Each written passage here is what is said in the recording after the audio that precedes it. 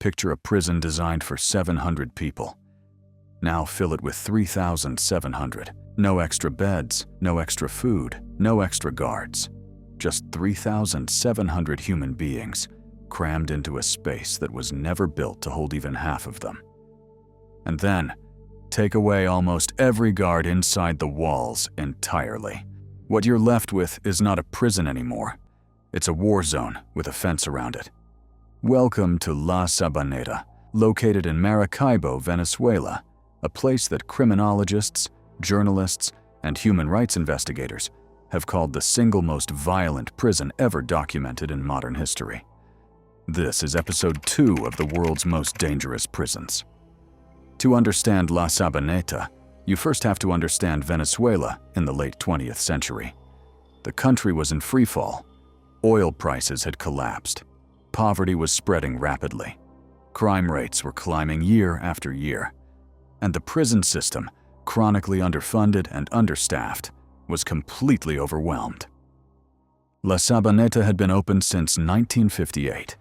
Built during the military dictatorship of General Marcos Pérez Jiménez, it was a standard correctional facility designed to hold around 700 inmates.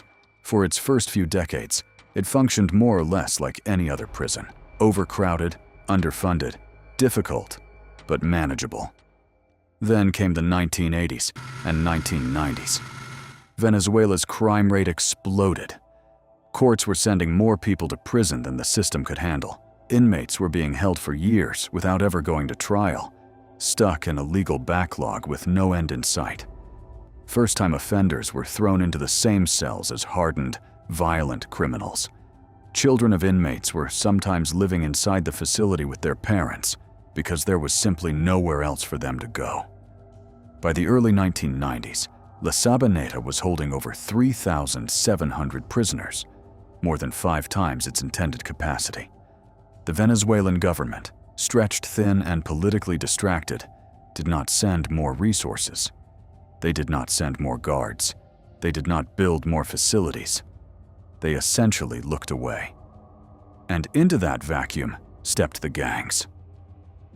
In Venezuelan prisons, gang leaders are known as pranes. These aren't just influential prisoners. They are something closer to warlords. And at La Sabaneta, the pranes didn't just have influence, they had total control.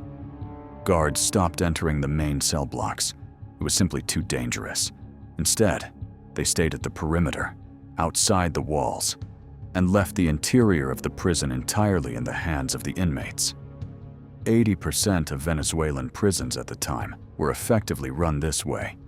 But at La Sabaneta, the consequences were uniquely catastrophic. The pranes divided the prison into territories.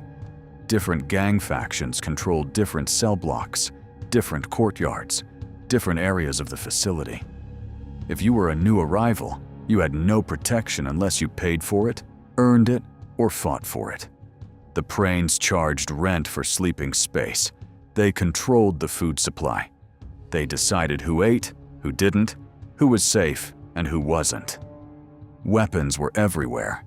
Inmates had dismantled parts of the physical structure of the building, pulling out metal pipes, ripping up flooring to create knives, clubs, and spears. Guns were smuggled in through corrupt staff and visitors. By the early 1990s, La Sabaneta was better armed, in some respects, than many of the guards stationed outside it. For the prisoners at the bottom of the hierarchy, the ones with no money, no connections, no gang affiliation, life inside La Sabaneta was a daily fight for survival. Violence was not something that happened occasionally. It was the constant backdrop to every single day.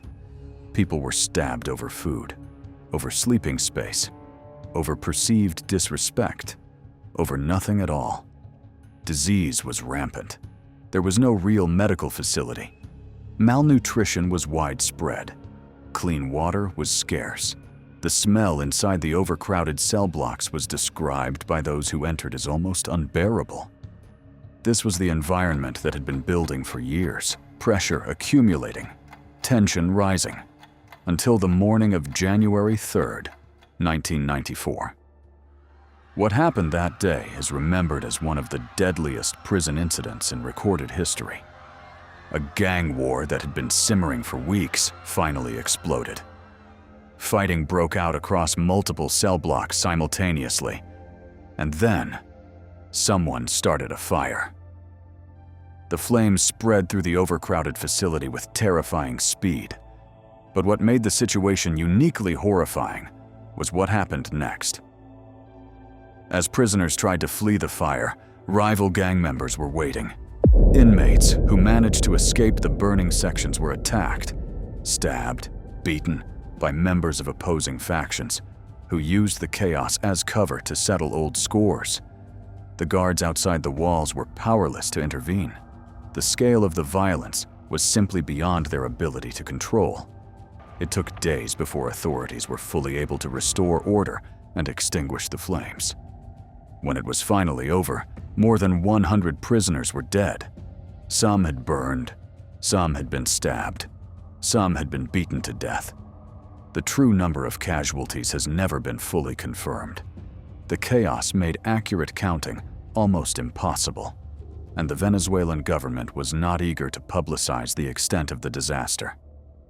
The 1994 riot at La Sabaneta drew international attention for a brief moment.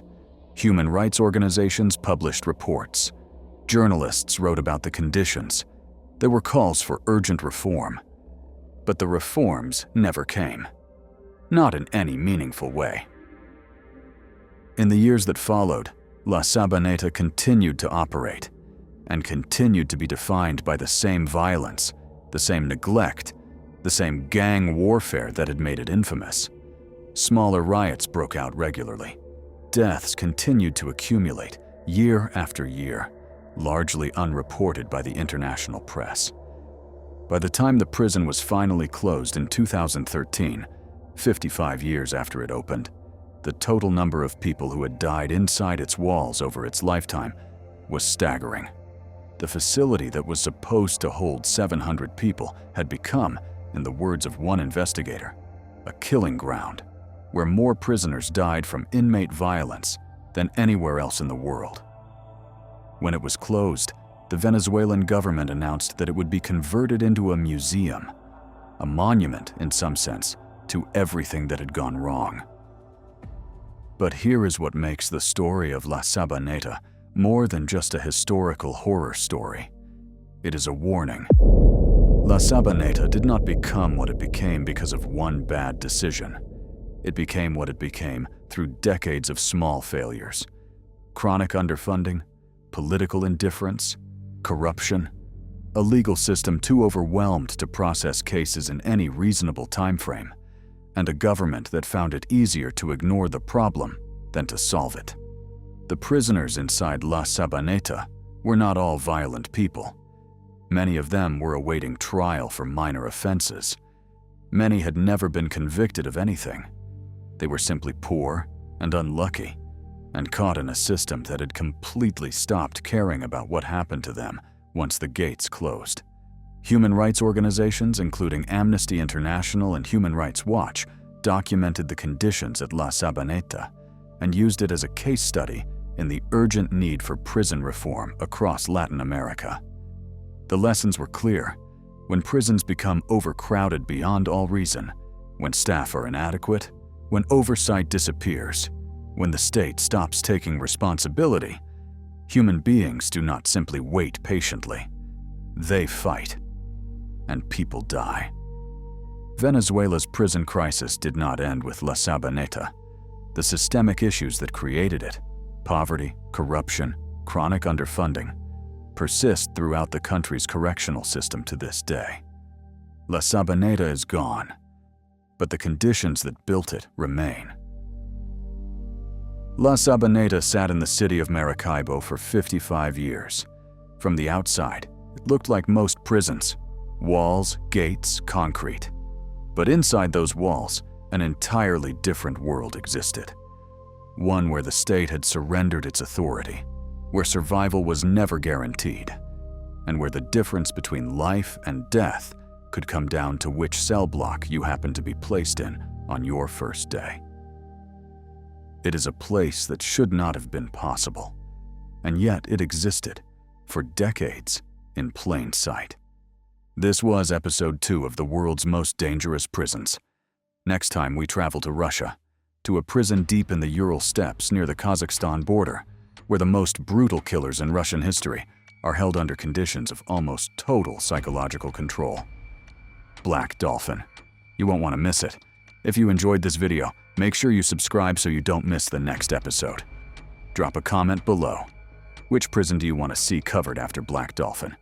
See you in the next one.